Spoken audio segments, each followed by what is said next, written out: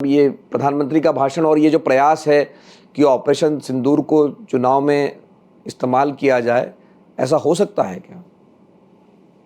देखिए, वो प्रयास तो उनका है। मैं पहले भी कहता रहा हूं कि बिहार जो है भाजपा की दुखती रग है, लेकिन उनका एक अल्टीमेट मुकाम है ये, और बंगाल हमको लगता है बिहार ज्यादा। तो बिहार में वो कब्जा करना चाहते हैं, है ना। अभी नीतीश जी को ढो रहे हैं और ढोएंगे भी अभी, लेकिन चुनाव पर्यंत जो आप देखेंगे कि भाजपा एक एकाएक सामने आएगी और वो अपना दावा अपना उस तरह से काबिज होने का प्रयास करेगी। नंबर एक। नंबर दो, यहाँ तो आप आम बोलचाल की भाषा में जो लोग बात करते हैं, कन्वर्सेशन है, वो ये है, क्या बिहार के चुनाव के लिए ही ऑपरेशन सिंदूर हुआ था? लेकिन इसका लिटरल मीनिंग नहीं लगाना चाहिए।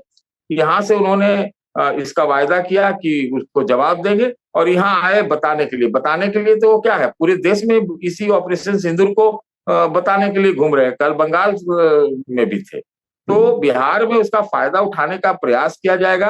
भाजपा अपने आप में एलोन उतना अभी भी उतना पावरफुल नहीं है।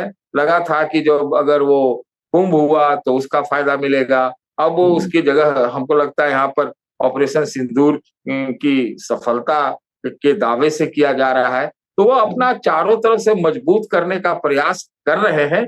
और बाकी ये है कि नीतीश जी, अब नीतीश जी को खुश रखना ये बीजेपी की सबसे बड़ी चुनौती है।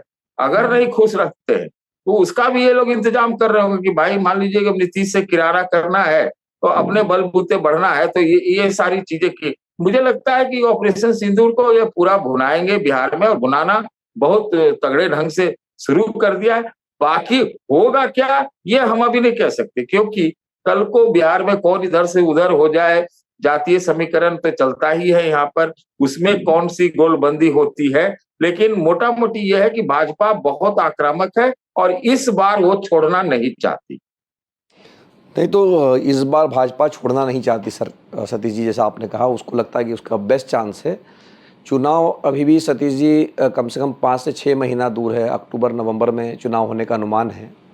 तो आप चूँकि ज़मीन पर है, अब तक तो आप ज़मीन पर नहीं थे, जब पिछली बार आपसे बात हुई थी तब आप यहीं थे, दिल्ली में ही थे। तो क्या आपका अनुमान बन रहा है कि किसका पलड़ा भारी है चुनाव में? देखिए, मैं एनडीए का पलड़ा निश्चित रूप से भारी कह सकता हूं। और दूसरी बात, भाजपा उसमें कितना मजबूत ढंग से बाकी एनडीए के दलों पे हावी है, उनके ऊपर उसका प्रभाव है, इसके बारे में थोड़ा इंतजार करना पड़ेगा।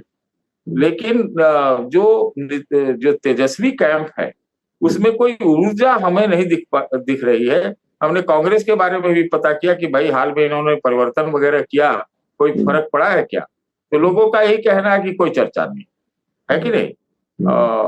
ये दो बात हो गई। तीसरी बात ये है कि अगर हम इसको अभी के माहौल में देखें तो आप एकदम निश्चित मान के चलिए कि जहां तक मैं जिस इलाके में हूं वहां पे तो अभी चुनाव की चर्चा तक नहीं हुई। ये मतलब समझिए कि क्या कहते हैं, अभी वो आदमी के मन मस्तिष्क में आया नहीं है। जबकि बिहार ऐसा प्रदेश है जिसमें हर सेकंड राजनीति की बात होती है, लोगों के दिमाग पे रहता है। वैसा हमको इस बार बहुत कम दिख रहा है।